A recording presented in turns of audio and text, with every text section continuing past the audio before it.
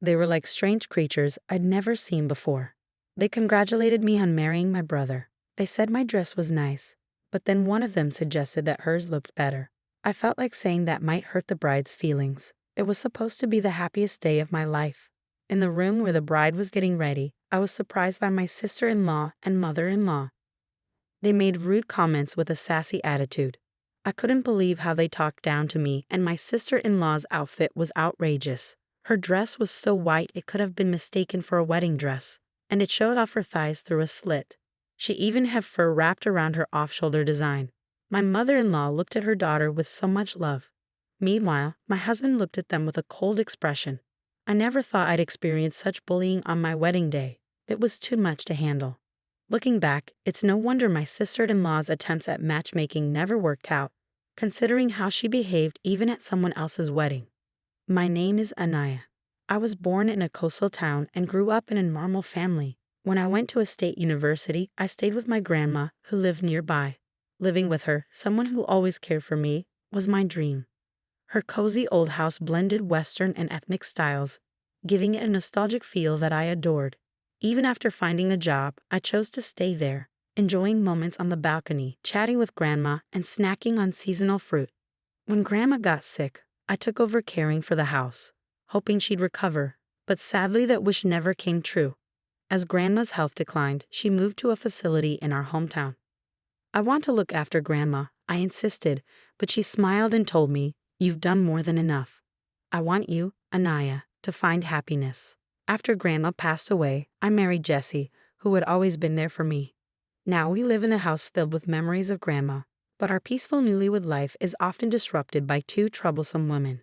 How did someone like you, with such an ordinary face and slim figure, end up marrying my brother? One day, my mother-in-law asked me to make lunch for my sister-in-law, who had a meeting with the neighborhood association. Instead of thanks, my sister-in-law greeted me with sarcasm. I just wanted to leave, but if I did, they'd likely follow me home. Satisfied with her own conclusion, sister-in-law said, "Ask your brother." Well, maybe you two are a good match since he's not that great either. Then she quickly ate the curry I made. I think she believes that eating slowly in front of men makes her more attractive. My sister-in-law might seem mischievous, but what's really scary is her lack of consideration for others. She looks down on everyone, including me and her own brother, without a second thought. It's really tiring. And dealing with her mother, who raised her, is even more challenging. Instead of simply disliking me, my mother-in-law seems more focused on boosting her daughter up by putting me down and giving me orders. That's why she always asks me to do things. If I don't pay attention to her daughter, she'll either keep calling me or show up at my door nonstop. It's like a never-ending nightmare. Mother-in-law always made it clear that her daughter was her top priority and didn't seem to care much about her son, my husband. He insists he wasn't mistreated, but he also says he never felt valued. His father left for a work assignment 10 years ago and never came back, even after retiring. Despite this, he still sends money for their living expenses, so it seems neither mother-in-law nor sister-in-law care much about him. My husband tries to talk to them about their behavior, but they ignore him. To them, he's just another person to look down on. It broke my heart to see my husband suffer more than me, and I often gave in to mother-in-law's demands, which was a mistake. The two of them became increasingly difficult to bear, and as a couple, we grew exhausted. We couldn't continue like this. So determined my husband and I decided to come up with a plan. Just when we were almost ready, mother-in-law and sister-in-law unexpectedly came to our house. It was a hot summer day, and my husband was at work. With reluctance, I greeted them. "Hello, sister-in-law. What brings you here?" Just because we're your cute sister-in-law and mother-in-law doesn't mean we need a reason to visit. You need to work on that stingy attitude. It's hot outside. Let us in. You're so thoughtless, sister-in-law snapped. I really didn't want to welcome them into Grandma's cherished house, but to avoid making a scene, I reluctantly let them in. I served them coffee and some cookies I had baked the day before. "What? No cake?" Sister-in-law complained. "I'm sorry we came unannounced." "Well, it's fine. Your cooking is all right, even if it's a bit simple," mother-in-law added. "That's true. We'll give you that," sister-in-law agreed. Strangely, their compliments felt more eerie than nice. "The house is old but roomy. It's decent," mother-in-law remarked. "To me, this house is just right. sister-in-law added. Elle is getting married. Mother-in-law suddenly dropped the bombshell. Wait, this self-centered sister-in-law. I was briefly shocked, but her getting married wasn't all that surprising. She often boasted about her shapely figure and her direct approach with men. It seemed to work on gullible men or those seeking casual relationships. So, is it with the guy you had an affair with? I remembered a man she had mentioned before. It wasn't an affair, we just met in the wrong order. It's true love, but no, not him, she brushed off.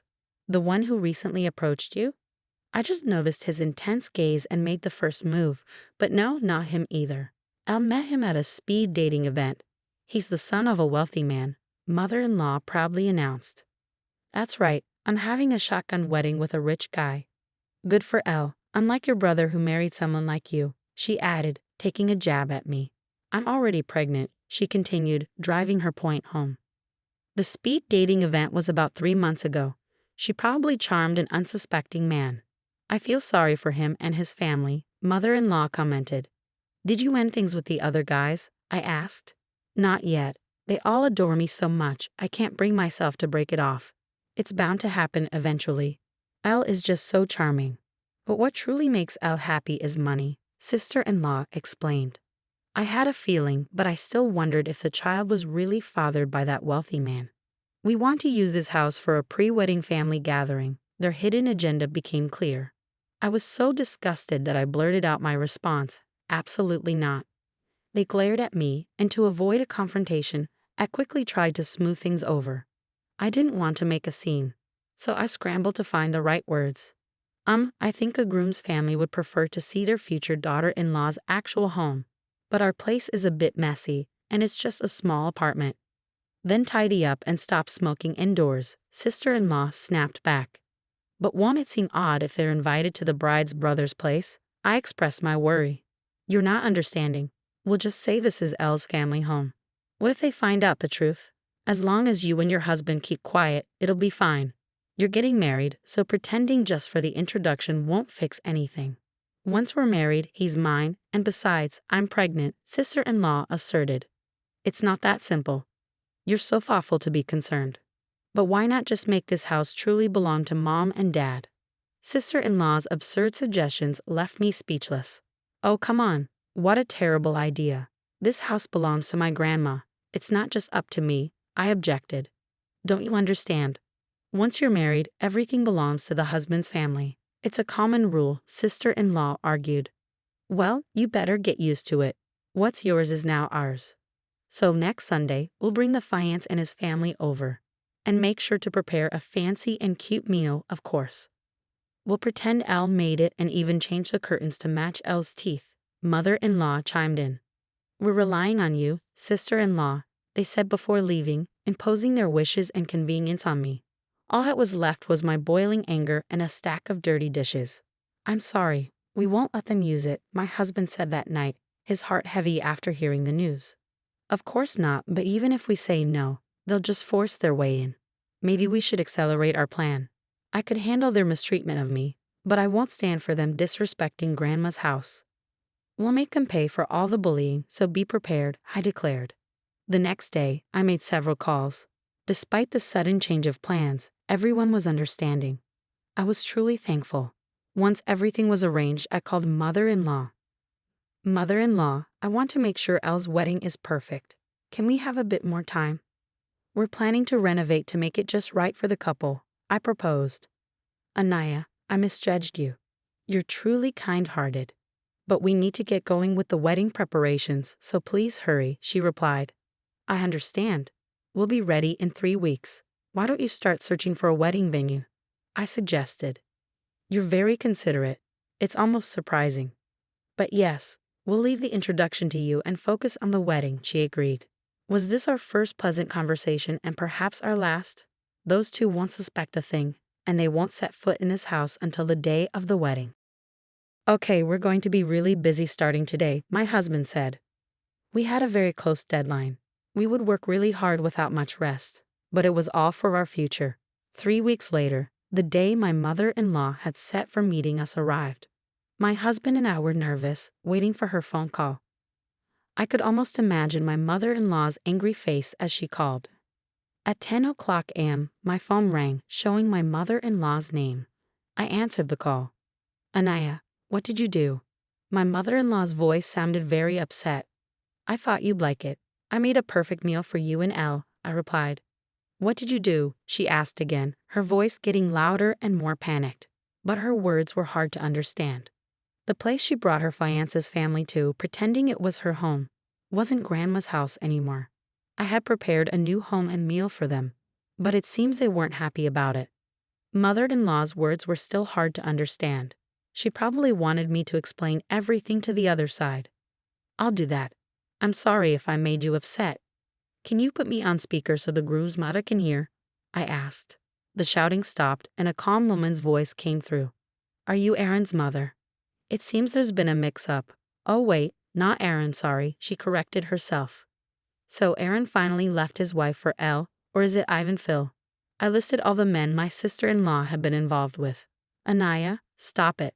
Mother-in-law screamed, louder than before. The call ended. They were probably in the middle of a big argument. Ah, that felt satisfying.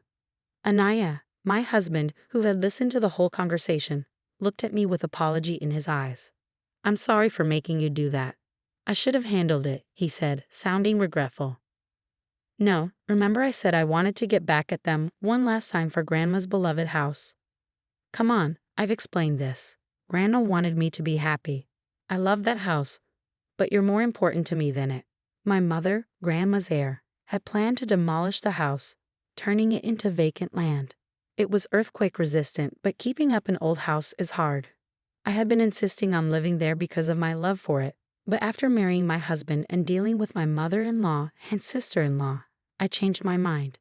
I didn't want them to ruin that house, but I didn't want to leave my husband either. So I wanted to say goodbye to Grandma's house with good memories. That's why I asked my husband to find a new job, and we prepared to move back to my hometown. We just sped up our plans.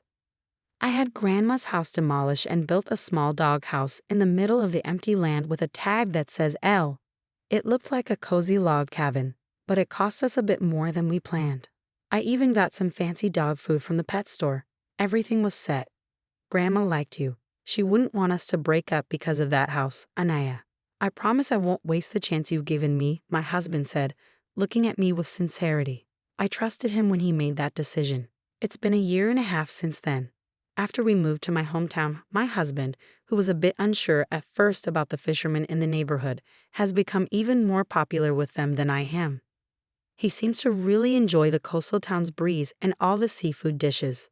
His once pale skin now has some color to it. Seeing him happily eating grilled salmon for dinner makes me really happy, I told him. Did you check your emails today? My husband asked. No, nothing new.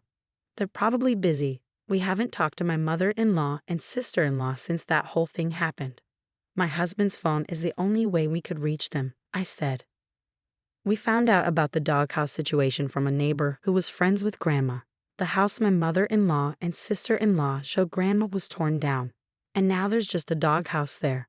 And from the dog food bowl, there's a fancy smell of perfume, I added.